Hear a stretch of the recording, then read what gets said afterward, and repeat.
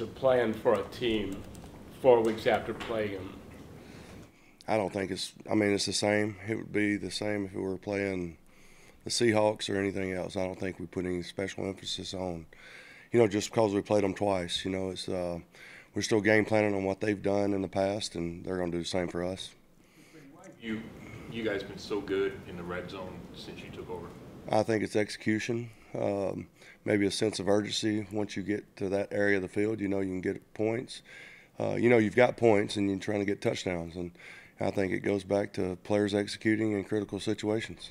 I'd like to ask you about your relationship with John Dorsey, kind of in the context of, he's had an effect on your season as a running backs coach. He traded Hyde, and now as an OC, he got Perriman fairly recently. But what's kind of the overview of your relationship with Dorsey, and what do you think of the way he works? Yeah, I think John's one of the best in the business, and I've thought that since the first day I was here. We did a good job of kind of revamping the roster over the offseason from when I got here in January to now, and it continued to happen during the course of the year, and I think that's the mark of a good personnel guy, and I think he fits the bill. Perriman's been a nice surprise, and even though we traded Carlos, we did have Nick behind him, and we knew what we had in Nick, and there was nothing Carlos didn't do. It's just, we wanted to get Nick some plays, and we did it. Freddie, when that day came when the change was made, Greg Williams was asked, why did you want Freddie as your coordinator? And he said, well, that was done without, that decision was made outside of me. Who exactly informed you were going to be the coordinator? The Mr. Jimmy and John, they did. I think, I probably wasn't Greg's first choice, but, hell, I'm here. So, hell, he wasn't mine either. I'm just kidding.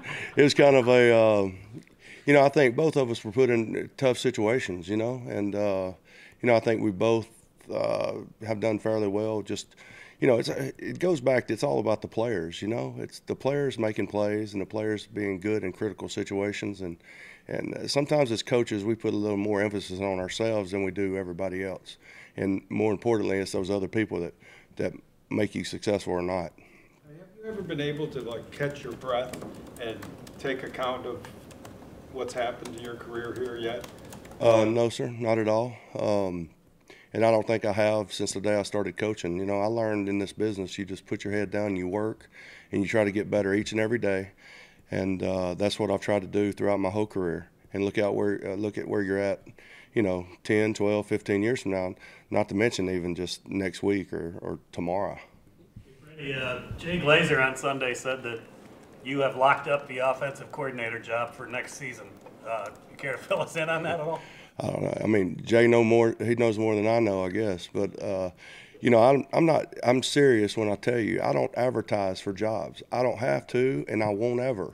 I heard the other day somebody say something about I wasn't ready to be a head coach. Who the hell's ready to be a head coach? It's just, do you have a resume that you check off the list and everything? I'm not worried about head coach, coordinator. I don't care. I'm just trying to do the job that I'm doing right now, today, and then do a good job tomorrow, and then the next day, and see where I'm at the end of the year.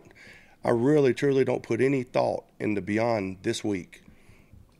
Can I ask you this? When you've been coaching now, so this isn't just pertaining to right now, but what is it like for you when the season ends? You're grinding, and boom, at 4 p.m.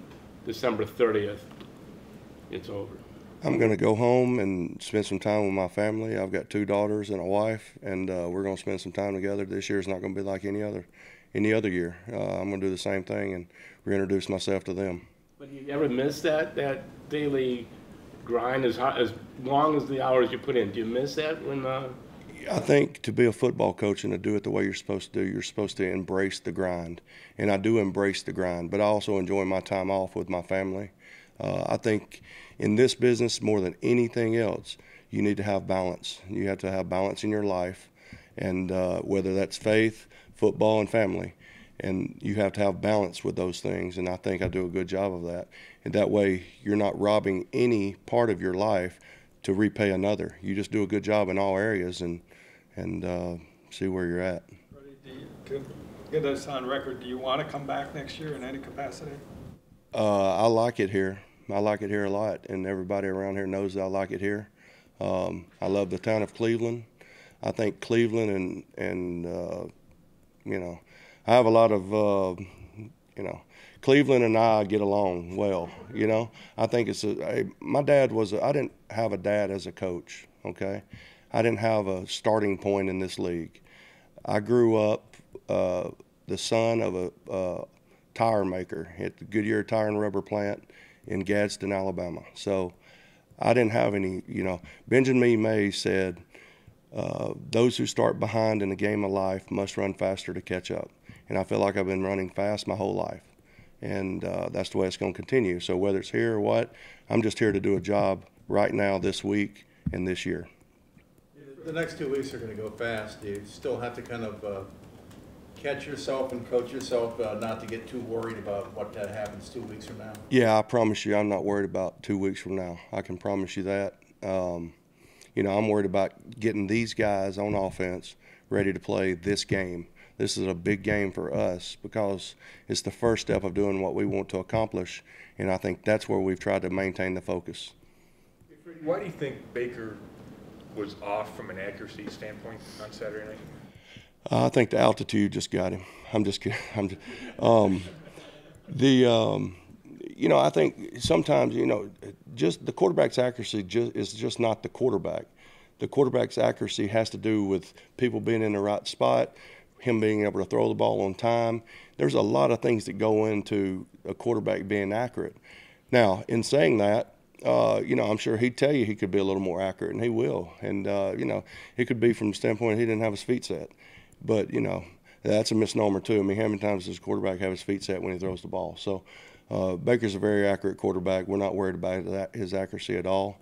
And, you know, we just want to get guys open and complete them. You talked about his eyes, and I saw an interview with him where he mentioned it over and over and over again.